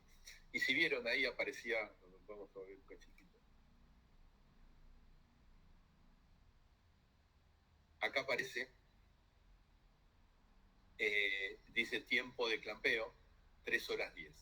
¿Qué significa eso? Es el tiempo que este corazón no estuvo recibiendo sangre. Obviamente, ¿es más tiempo que el que tenemos en la cirugía convencional? Sí, porque la solución que se pasa para conservarlo cuando se sacó es distinta, tiene otras prioridades, otras características, y eso permite que más o menos el tiempo que uno puede tener seguro para que el corazón de un donante pueda arrancar bien es hasta 4 horas. Ya cuando pasan las 4 horas, este corazón ya puede tener problemas. ¿Qué tipo de problemas? Y fallar, tener requerir más drogas o requerir cosas que lo hacen fallar. Por eso acá lo ponen como 3 horas 10 con el tiempo, que es un muy buen tiempo, pero siempre el ideal es que sean menos de 4 horas que ese corazón esté sin irrigación. Esa es la contra muchas veces del trasplante cardíaco, que si uno tiene que, por ejemplo, desde el punto de vista logístico, si uno tiene que ir a Jujuy a buscar un corazón, no va a poder ir. ¿Por qué? Porque en definitiva Jujuy de acá en un vuelo, si bien son vuelos en aviones privados que se hacen, puede tener 1 hora y media, 1 hora 40 hasta llegar a Jujuy, entre que se hace el proceso de la ablación, se hace el proceso del implante, que no pasa las 4 horas. Nosotros ya por logística tenemos estudiado que del hospital nuestro, que como les dije, está en Florencio Varela, saliendo el vuelo de Aeroparque, podemos llegar hasta Córdoba, Santa Fe o Bahía Blanca, y después de Aeroparque tenemos que ir hasta Florencio Varela, con lo cual los tiempos ahí nos dan para tener un poquito menos de 4 horas. Si ya nos vamos más lejos, ya el tiempo es mayor. Entonces uno también tiene que ver desde la logística cómo lo puede preparar todo eso. ¿Qué es lo que están viendo acá? Es un paciente que está en una unidad de cuidados críticos, que evidentemente es un paciente que está muy complejo, muy complejo. Vemos el respirador acá, vemos que tiene montones de bombas, vemos que tiene un monitor. No sé si esto es bomba, si acá hay otra bomba, y tiene todo este equipo, y tiene unas cánulas acá. Y esto que están viendo, para los que no conocen, es ECMO. ECMO es un dispositivo de asistencia de oxigenación por membrana extracorpórea. Lo que estamos haciendo con este paciente era pasarlo por esta máquina, que ahora vamos a ver un poco más en detalle, sacarle la sangre del cuerpo, la sangre pasa por esta máquina, se oxigena y vuelve al cuerpo. Para eso se usan unas cánulas, unas cánulas que se pueden poner por vía femoral o en la yugular, o en pacientes que estén operados directamente desde el aorto, desde la cava inferior. Sacan la sangre del cuerpo, pasa por la maquinaria y después vuelve a oxigenarla. La máquina en definitiva está compuesta por esto, que es una centrífuga. Esto aspira la sangre en definitiva, la sangre venosa. Esto gira, tiene como un vórtice ahí, que gira y entonces chupa la sangre por presión negativa y la empuja hacia esto, que es un oxigenador. Esto es una membrana que tiene características similares a lo de la circulación extracorpórea. La diferencia es que esto puede durar hasta 20, 30 días. Entonces, por un lado entran los gases y por otro lado entra la sangre, y se produce el intercambio gaseoso acá. Entonces la sangre pasa por esta membrana y cuando sale de esta membrana vuelve al paciente ya oxigenado. Acá vemos la membrana nuevamente desde otra posición. Esto es lo que hace que esa sangre se oxigene. Y esta es la consola, que lo que uno hace es girar y uno acá cambia las revoluciones. Y en base a las revoluciones va a ser el flujo que va a tener el paciente. Acá eran 2.500 revoluciones, que equivalían a 3 litros 200. Ahora bien, ¿para qué sirve esto? Como les dije, para sacarle el sangre al paciente, oxigenarla e introducirla de vuelta.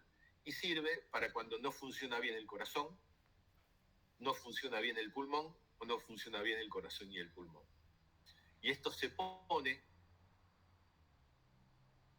para que sea un puente. ¿Un puente a qué? A que se recupere el corazón o el pulmón que está funcionando mal, para que el paciente entre en una lista de trasplante y como vimos, si este paciente estuviera en una lista de trasplante de corazón, estaría número 1 en estas condiciones. Entonces, cualquier corazón que hubiera en cualquier lugar sería el primero que nos llamarían a ver si es candidato. O lo otro sería para ganar tiempo, para ver qué podemos hacer, o en Argentina no tenemos disponibilidad, pero en otros países sí, de poner algún dispositivo de asistencia de largo plazo. Sería un corazón artificial que lo puede tener durante un periodo prolongado de tiempo que puede durar meses. Este dispositivo hoy se está colocando, nosotros en el hospital lo tenemos, en hospitales públicos, sobre todo los que lo pueden tener son los pediátricos. Garraham tiene un programa bastante importante de todo lo que es ECMO, incluso hacen ECMO de traslado, Eso permite que vayan a buscar pacientes a otras instituciones y llevarlos al Garrahan. Creo que niños y si no sé, Casacuna también sí tenía. Sor Ludovica de la Plata también había iniciado con esto, ahora lo tienen parado, pero en general la terapia con ECMO siempre surgió y tuvo más auge en todo lo que era pediatría. Hoy en día en adultos, ya les digo, hospitales públicos estamos nosotros. San Martín de la Plata empezó a hacer alguna pequeña experiencia. Argerich en Buenos Aires quiere empezar a hacerlo, pero la máquina no la tiene Argerich, sino la tiene el Fernández, y Fernández todavía no empezó nada para hacer esto. Y hablando de públicos, y en Santa Fe sí un servicio muy bueno es el Cuyen de Santa Fe, que incluso hacen ECMO de traslado y tienen gran experiencia. Y algo creo que hizo el hospital en Mendoza, el Hospital Provincial de Mendoza. Y después, en instituciones privadas, los que llevan la cabeza de esto es los mismos que vimos de trasplante cardíaco. Italiano, Fundación, menos ICVA, algo menos el ICVA, para tratamiento de pacientes respiratorios, sobre todo lo que es Basterrica. Tenía gran experiencia, hizo mucho, pero hoy por cuestiones económicas discontinuó el programa. Y bueno, y algunos centros más que ya están empezando a hacer, con lo cual creemos que cada vez va a haber más gente o más centros que estén aplicando la terapia ECMO. Es algo costoso, verdaderamente, porque el descartable de estas máquinas sale entre $7.000 y $12.000, el descartable nomás. Nosotros tenemos las máquinas, hay otras empresas que están dando las máquinas en comodato, pero en la medida que aumente el uso y aumente la distribución de equipos de otras marcas en el país, porque antes había una especie de oligopolio y ahora hay más marcas, creo que esto va a ir bajando. Pero bueno, esto más que nada para que tengan idea de así una pildorita nada más, para que sepan lo que es un poco el ECMO, que seguramente alguno de ustedes ha visto algún paciente con estas características. Para resumir un poco, todo paciente sometido a cirugía cardíaca tiene limitaciones ventilatorias. ¿Por qué? Porque lo que dijimos, se abre el pecho, eso genera que por ahí después tenga molestias, tenga dolores.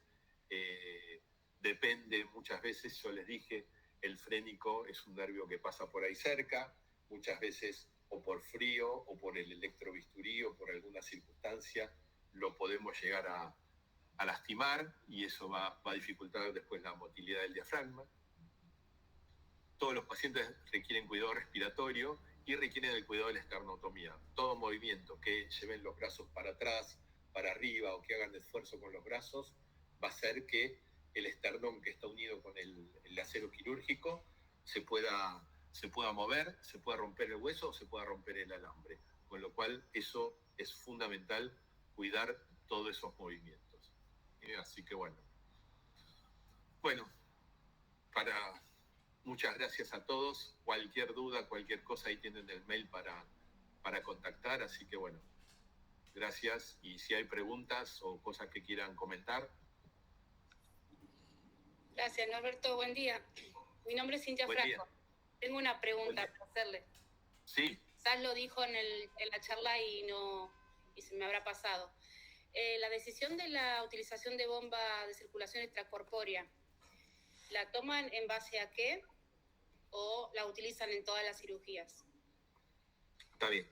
Como yo les dije, en todas las cirugías que hagamos válvulas tenemos que usarlo, porque el corazón hay que pararlo, hay que abrir las cavidades, entonces se necesita sí o sí parar. La cirugía de bypass, hoy en día hay técnicas para hacerlo sin circulación extracorpórea con el corazón latiendo. Hay dispositivos estabilizadores que se llaman, que permiten dejar inmóvil una zona del corazón donde está la coronaria para poder hacer el bypass. Eso ¿Qué decisión toma? La decisión la toma el cirujano. ¿En base a qué? En base a la experiencia del equipo, en base al caso clínico que tenga. Hay grupos quirúrgicos, el ICVA, te diría que el 98% de los pacientes que se operan hoy en el ICVA se operan sin circulación extracorpórea. Y hay muchas instituciones que también se está haciendo. Muchas veces, de acuerdo a las características anatómicas del paciente o por ahí alguna otra cosa, no te permite y lo tenés que hacer con bomba. Pero la bomba se usa en las válvulas 100% y en los coronarios depende de la institución, depende del grupo quirúrgico, y etcétera. Okay. Yo trabajo en el Hospital Hussein y desde el 2024, a fin de año 2024, se empezaron a hacer cirugías de bypass y cambios valvulares combinadas, como las explicó usted, o bueno, simples. Y si bien, o sea, nosotros tenemos contacto con los médicos de UCO, pero nunca vemos a los cirujanos. O sea, los cirujanos hablan con los médicos de UCO y no he tenido oportunidad de poder interactuar como para preguntarle y hacer este tipo de preguntas, porque generalmente si traen al paciente, lo dejan en la habitación, hablan rápido con los médicos y se van. Bien. Entonces, este tipo de preguntas por ahí, eso es lo que me queda en el tintero, porque más o menos estamos llevando una estadística de estos datos y de 56 pacientes que más o menos van operados, 25 utilizaron bombas de circulación extracorpórea. Está bien. En el Hussein de acá, Vicente López, ¿estás trabajando? Sí. Bueno, Bianchi está de cirujano. Sí. Bien. Emilio, por ahí los coronarios sí los están haciendo sin bomba. Los que hacen con bomba sí o sí son los valvulares. Eso no me cabe duda. Desde el punto de vista kinesiológico, ¿les cambia que un paciente esté operado con bomba o sin bomba? Yo creo que sí. ¿Desde qué aspecto? Cuando hacemos con circulación extracorpórea, los pulmones se paran y los pulmones se pueden colapsar. Por ahí pueden quedar con atelectasia. Al operarlo sin circulación extracorpórea, con el corazón latiendo, el paciente está respirado habitualmente, con lo cual los corazones no tienden a colapsarse. ¿Entendés? Yo creo que esa puede ser una diferencia que puede llegar a tener. Sí, eso vimos. No en todo, pero la mayoría quedan con oxígeno un par de días. Con la diferencia de los que no utilizan, que por ahí ya una vez, a veces se extuban en el quirófano, últimamente se están extubando en el quirófano, entonces ya el weaning ya no se hace, y los más complicados, si por ahí lo hacemos, que se retrasa un poco más los días de recuperación como vino. Lo estamos evaluando la parte motora con el Promover, entonces por ejemplo Promover 7, que es el totalmente independiente, lo alcanzamos en esos pacientes al 6º o 7º día, y los otros al 4º o 5º día. Sí, eso pasa, eso puede ser una de las causas, viste que al pararle los pulmones, después por ahí cuesta más reclutar todos los alvéolos. Y lo otro es que por ahí, como decís vos, esto no lo hablamos, pero hoy lo que se está haciendo es ultra fast track. ¿Qué es eso? Extubar al paciente en quirófano. De acuerdo a las características de la cirugía, de acuerdo a los problemas, nosotros, el grupo de anestesia de allá del hospital, hizo un protocolo. No para todos los pacientes, pero algunos pacientes que requieran o que tengan determinadas características, sí hacer la extubación precoz en el quirófano. ¿Qué nos pasó al principio? Que hubo varios pacientes que salieron extubados de quirófano y a las horas en recuperación hubo que reintubarlos. Entonces, uno tiene que estar muy seguro. La mejor manera de hacer eso es hacer en conjunto, entre todos, un protocolo, más cuando está mucho más tiempo, ¿no? Bien, muchas gracias. No, por favor. Están consultando, doctor, el tiempo que existe, ¿no? Un tiempo de clampeo óptimo y también de bomba extracorpórea, ¿no? Hay un tiempo de bomba y un tiempo de clampeo para recuperación del paciente, ¿no? No, o sea, piensen una cosa. Uno de los cirujanos, cuando yo estuve en Fundación Favalor hace muchos años, decía que el cirujano tenía que operar con un ayudante y el ayudante se tenía que llamar Rolex. Rolex por el reloj. Nuestros se hacen cirugías muy largas, como es la tromboendarterectomía pulmonar. La tromboendarterectomía es sacarle trombos en las ramas de las arterias pulmonares a aquellos pacientes que tienen hipertensión pulmonar crónica y que tienen déficit ventilatorio, ¿no? Y esas cirugías son cirugías que por ahí llevan 12 horas. Y son cirugías que de bomba por ahí tienen 4 horas. ¿Por qué? Porque hay que enfriarlo al paciente, llevarlo a muy baja temperatura, parar toda la circulación, parar la bomba, hacer la cirugía de una de las ramas, empezar a circular de vuelta, parar de vuelta, hacer la cirugía de la otra rama y después calentarlo al paciente. Con lo cual son cirugías que por ahí de bomba tienen 4 horas. Cuanto más tiempo tengamos, más probabilidades de tener después problemas en la hemostasia, problemas en la coagulación, problemas en la ventilación. Entonces uno tiene que tratar de tener el menor tiempo posible. ¿Hay un tiempo estipulado? No.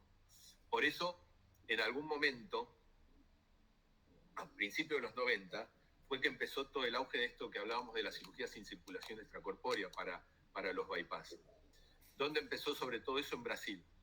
En Brasil empezó y en Argentina. En Argentina un cirujano también que después tuvo algún renombre a nivel internacional. ¿Por qué? Porque fueron los que empezaron con todo esto. Ahora, no se empezó por una cuestión médica, se empezó por una cuestión económica. ¿Por qué? Porque piensen que todo el descartable de cirugía cardíaca, las tubuladuras y el oxigenador son más o menos $500, que salían antes y que salen ahora. Entonces, en su momento se vio que por ahí para hacer los bypass se podía llegar a hacer sin usar estos $500 en cada cirugía. Entonces fue una cuestión económica. Empezaron a publicar trabajos la gente de Brasil, los americanos, los sajones, vieron que por ahí podía ser esto beneficioso para los pacientes. Y se empezó a estudiar si había algunos beneficios para los pacientes.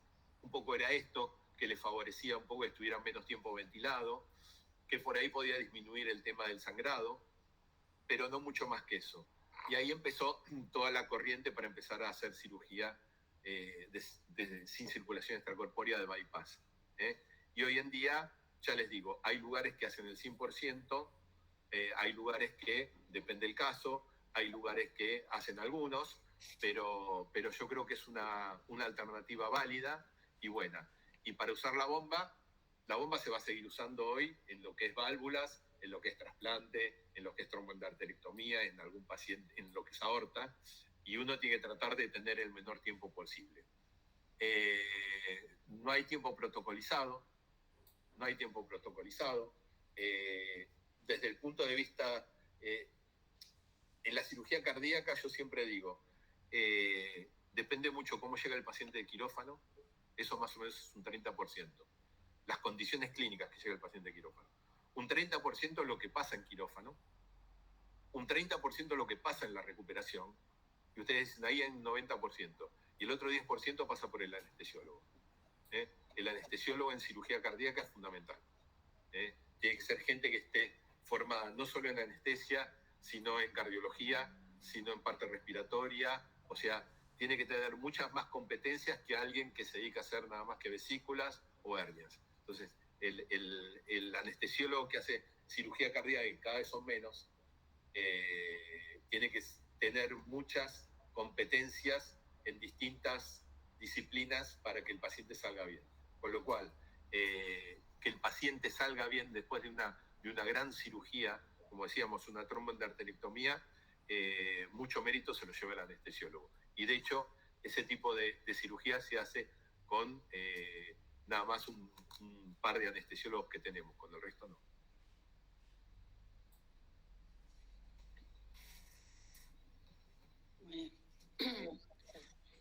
Bueno, gracias.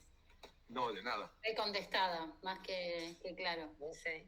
Una pregunta. Después del bypass, yo vi que retiran primero la cánula de la aurícula derecha y después de la aorta, ¿o es indistinto eso?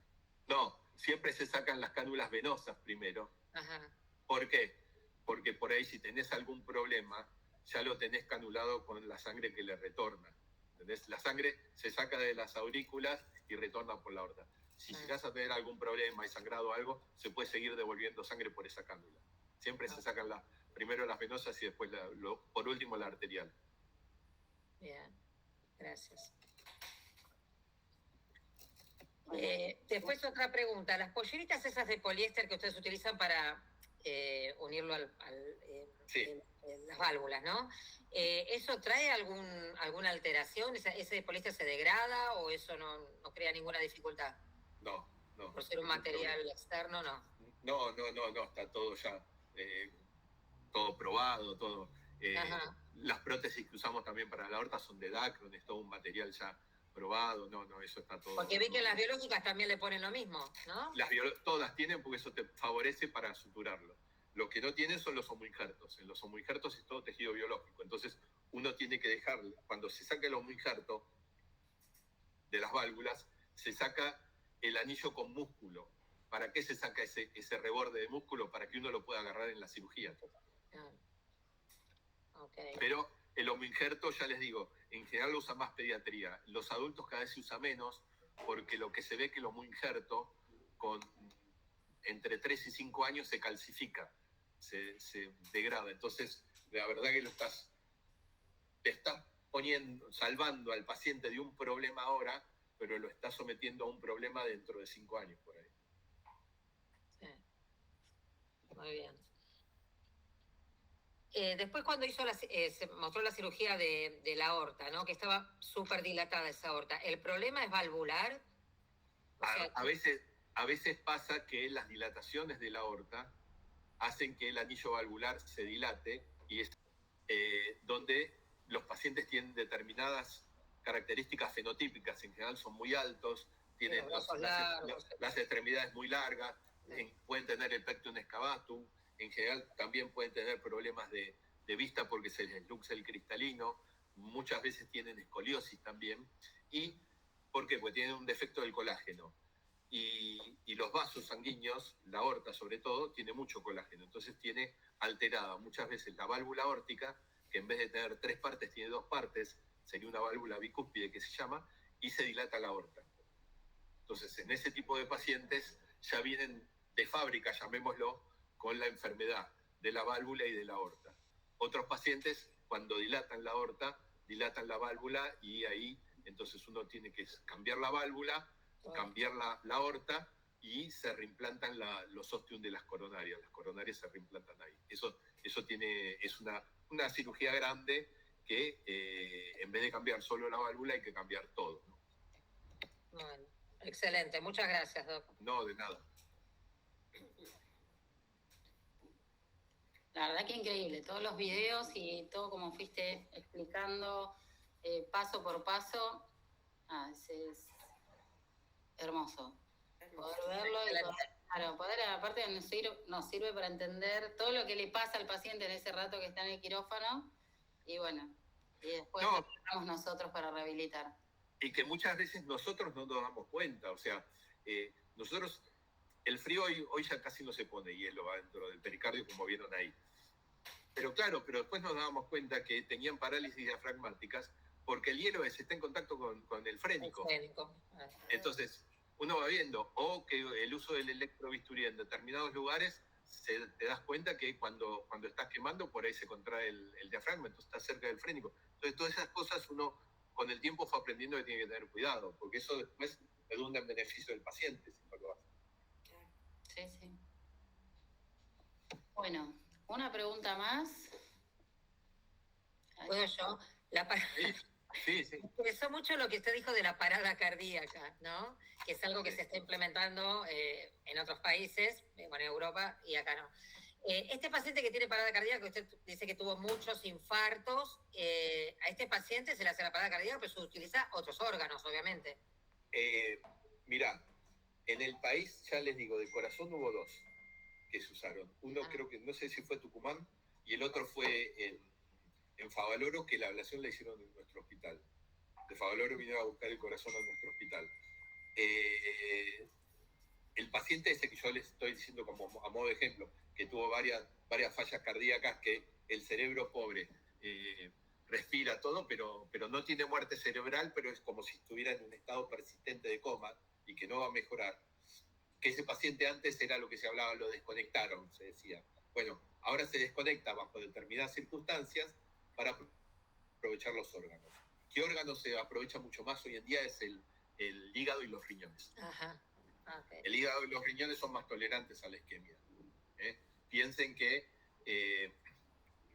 yo les dije que el corazón, una vez que se clampea el corazón del donante, tenemos más o menos un plazo de 4 horas para que esté funcionando de vuelta. El hígado tiene unas 6 horas más o menos, y los riñones hasta 12 horas. Bien, bueno, muchísimas gracias. No, de nada. Pero esto que se viene de donación en parada cardíaca, yo creo que cada vez va a haber más. Cada vez va a haber más y es una alternativa a tener más órganos. Y el órgano que todavía, que es muy difícil, que por ahí, que ese chip van a tener que trabajar mucho y trabajan mucho ustedes, es pulmón.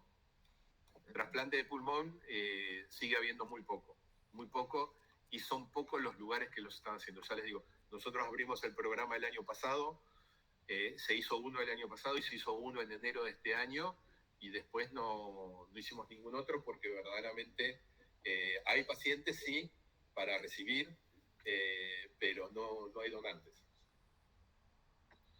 Y mantener los pulmones en las áreas críticas muchas veces cuesta.